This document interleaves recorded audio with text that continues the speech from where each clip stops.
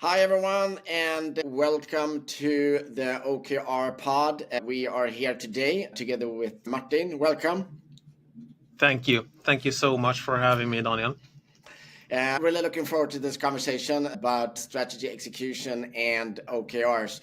And the reason, just briefly, why we do the OKR Pod is that we have recognized that a lot of organizations and leaders would like input peer to peer in terms of how do we work with strategy execution and how do we implement OKRs and what's the pitfalls that we have to consider and what's the best practice.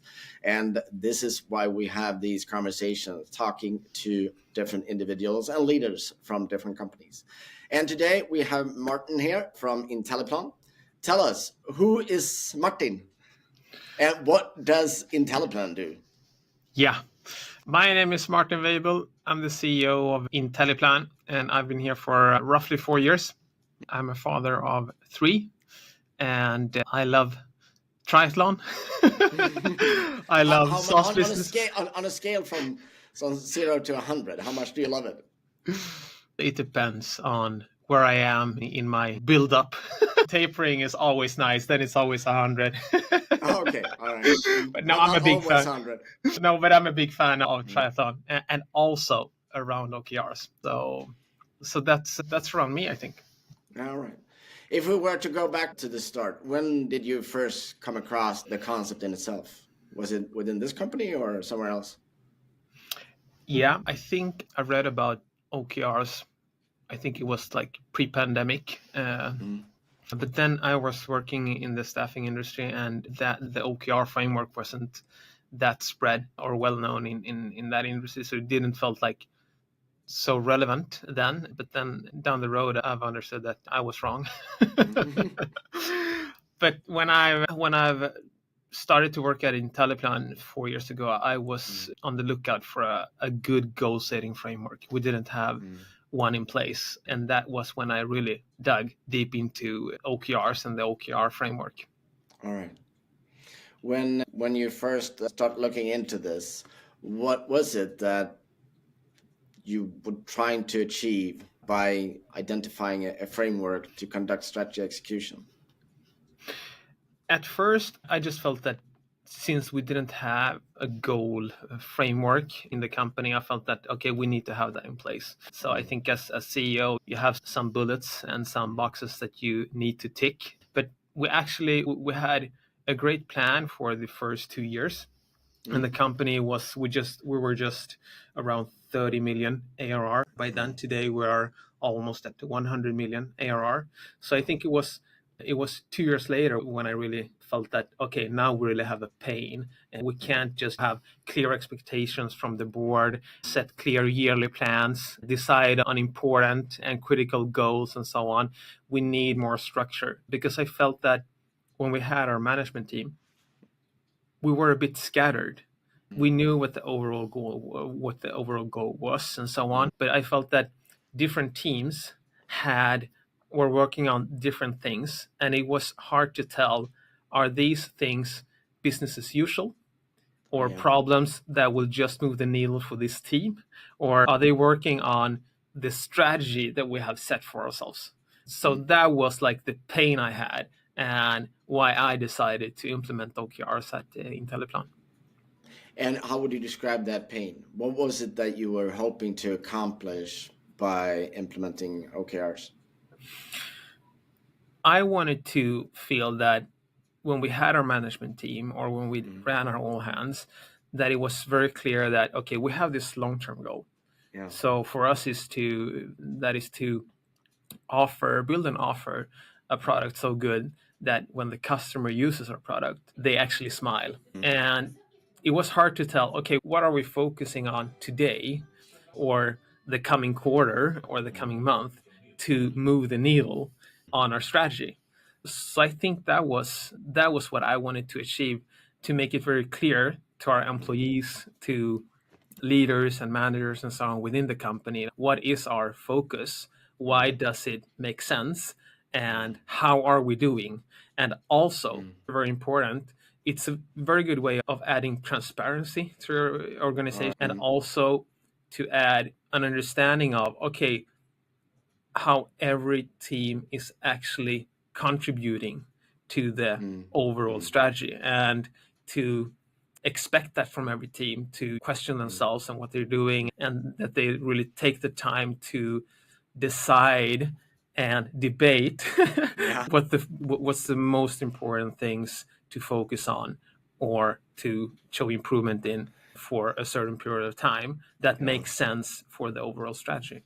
You mentioned something, debating. Let me get back to that because that's an interesting concept. But would it be safe to say then that it was more of creating alignment with that long-term strategy Yeah. rather than, okay, we have a problem, we need to fix it? Yeah, I would say alignment was a big part of it, and transparency as well. All Transparency right. in terms of transparency and understanding. So making it easier to understand how are we doing in terms of not just the business as usual metrics, but how are we doing in terms of the long term move or the long term transformation that we want to achieve. All right. So how did you get started? How did you introduce this to the organization? We started small. At first, we tested OKRs within the leadership team. All right. And it took a couple of meetings actually for us to really understand what OKRs is all about. How do you work with them? Why they make sense? Because you really have to understand the why behind things, because especially when you make such a big move or such a big decision as applying OKRs within the whole organization. But So after, you wanted to test run it in the management team yeah, before scaling out to the rest. yeah, What did you find? For how long did you stay in the management team before you? 2 cycles, and by Yeah, then a cycle, OKR cycle for us was a quarter, so 3 months. yeah. Uh, What did you find out that in that early stage in terms of what it is and what it isn't? Maybe also.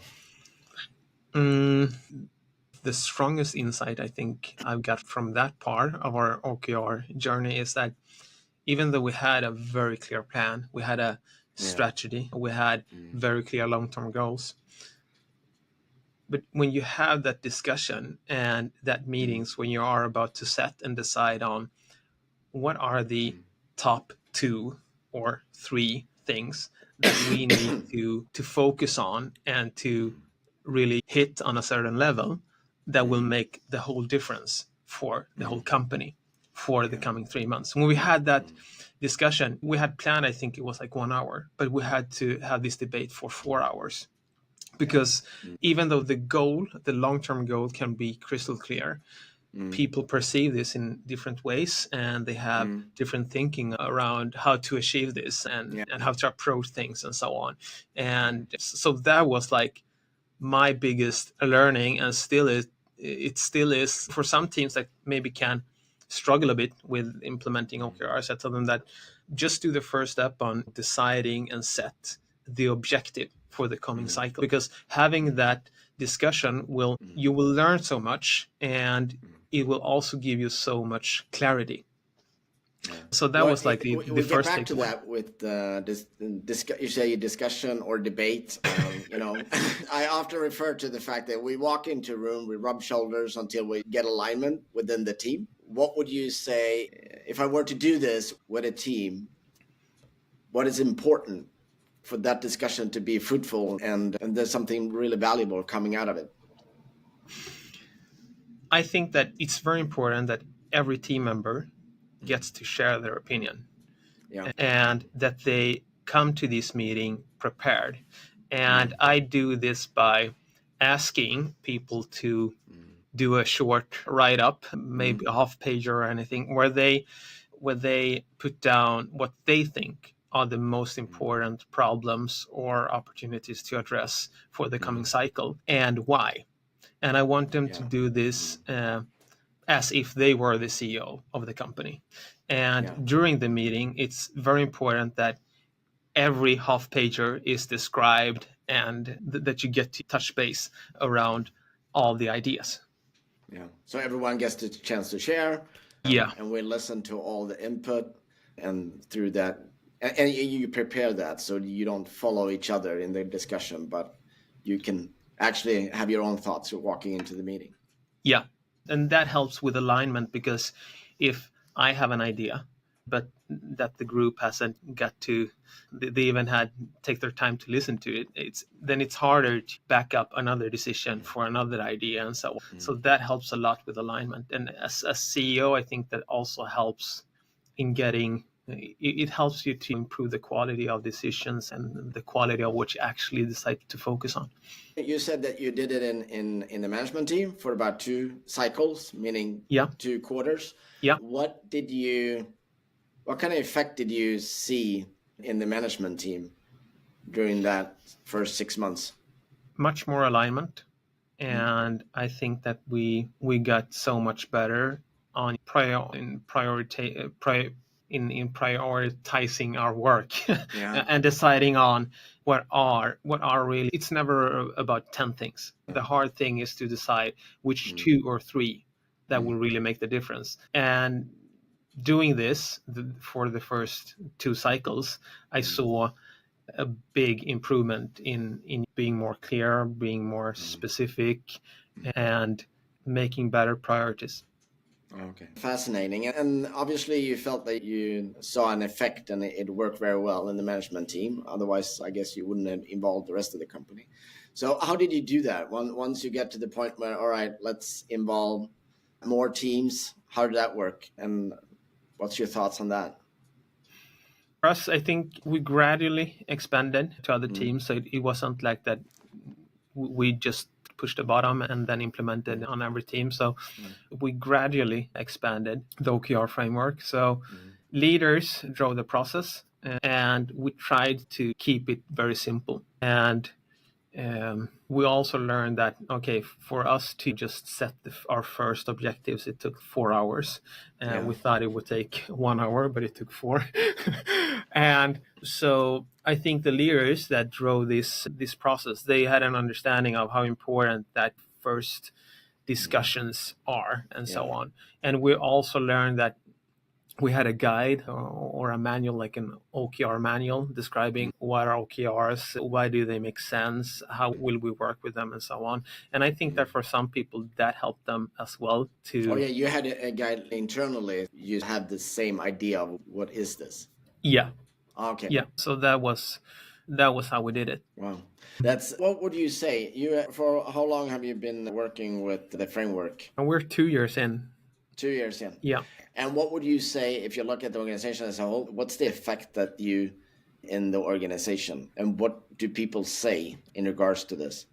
I think we have parts of the organization, which 80-90%, that are really up and running with the framework. And then we have some teams that actually still struggle. And so I think you should be patient, but depending on where you are in the implementation process, the feedback and your thinking of yours can differ a bit. Definitely. But I think to sum up, the first part would be like better prioritization. So instead, we learn to, if we try to focus on 5 things, we won't get that far, because we just scatter ourselves into nothing. So it's better to have that discussion one more time and take your time to really define what will truly move the needle going forward. So that is one thing. And I think also that maybe I haven't heard it, but as CEO, I see so much more ownership in the organization. Teams are taking initiatives in ways they didn't do before, because they understand how my work can contribute to the overall picture or the overall strategy and so on. And the last part is actually about how your employees are feeling physically and mentally with less stress. And it's not stress coming from that necessarily coming from that you have less things to do, but the mental part of stress, where you maybe sometimes can struggle a bit with knowing what is really important for me to get done. And that is very clear in the definition of done, right? Yeah. as important it is to stretch to get somewhere, it's also important to know once I've gotten there and say, no, this is good enough. If the end destination is not clear, keep push it. It's a never-ending story. And Yeah. So I think that is so important. Like, when have we reached that destination that we decided upon? it's so priority. What do we need to focus on? Ownership and definition of done. And that is often something that a lot of companies struggle with in order to set key results that are actually the effect of something rather than a bunch of activities. But and I would just like to add one thing there, Daniel, and that is that the less stress part is in a product company, thousands of things that you could be doing, and you get product feature requests and so on. So in the product development thing, this has been like so important to get in place, because I've heard after several weekly check-ins or the weekly team meetings that we have, that product managers leave the meeting and they tell me that, oh my God, it feels like a weight lifted off my shoulders after this meeting, because now I'm reminded of what I need to really focus on. And during your weekly check-ins, you always calibrate your OKRs. And I think less stress is also coming from making it easier for people what to say no to, what you shouldn't be doing. So that's like the less stress part. Because you get constant reminder in your weekly check-ins on what is actually important. Yeah, and repetition is so important. You need to be repeating. What are you trying to achieve? What is our focus for the coming cycle? Yeah, because feature request is like a never-ending flow coming through the door. Yeah, and I think this is not only in product development. I think there are many roles or many companies that face the same struggles coming from being swamped from time to time with different things that you could be doing instead of the things you actually are doing. Wow. Thanks for sharing. To wrap things up, if you were to imagine that you were talking to other management teams or CEOs, regardless if it's a product company or not, and they are maybe in the beginning of implementing OKR or considering, what would be your top tips or key takeaways that you would like to share with us?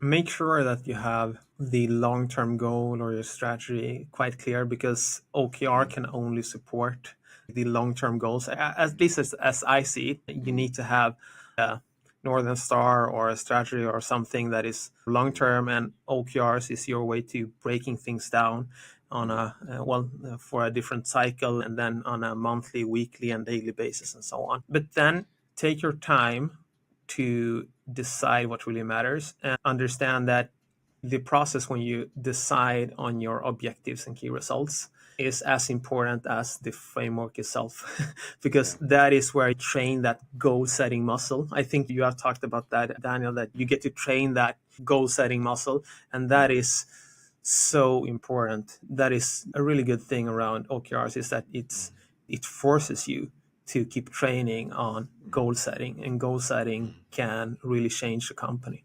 Yeah. Talking about goal setting, to wrap this up then, I know that you're passionate about triathlon. I assume you set goals. Maybe not OKRs, but you set goals, I assume. Yeah. What is your goal for 2025 in terms of your triathlon adventures coming up? If you would like to share it. Yeah, of course. There are no secrets. Total transparency, right? Yeah. That is what you learn when you work with OKRs. I have 3 goals. Yeah. So I want to qualify for the World Championships in Kona. And the second one is to... When is that? The World Championships? And I haven't, it's every second year, because this year is in Nice, and so next year will be in Kona. But it's nothing that I feel like, I really have to push to make it to Kona. I think if I keep showing up, if I keep doing my training, I will get there. But this year, for 2024, the second part of my second goal, long term, has been to do a sub 9-hour full distance triathlon, which is an Ironman. So I would love to see myself going sub 9 hours this year. Wow. And my last goal is to by 2028 at least to go to Peru. I was born in Peru, and there they have a half Ironman, which is very close to the streets where I grew up. So that would be very special to go there and do my best to make the podium, the age group podium. So that would be great. Wow, and that is in 2028. Yeah, by 2028. All right, we will be on the sideline. We will be cheering on and following not only the journey of your triathlons, but also the journey of Intelliplan. Thank you so very much, Martin, for joining us today and sharing your thoughts and ideas about taking strategy to action with OKRs. Thank you so much for having me, Daniel. All right. Talk to you soon. Bye.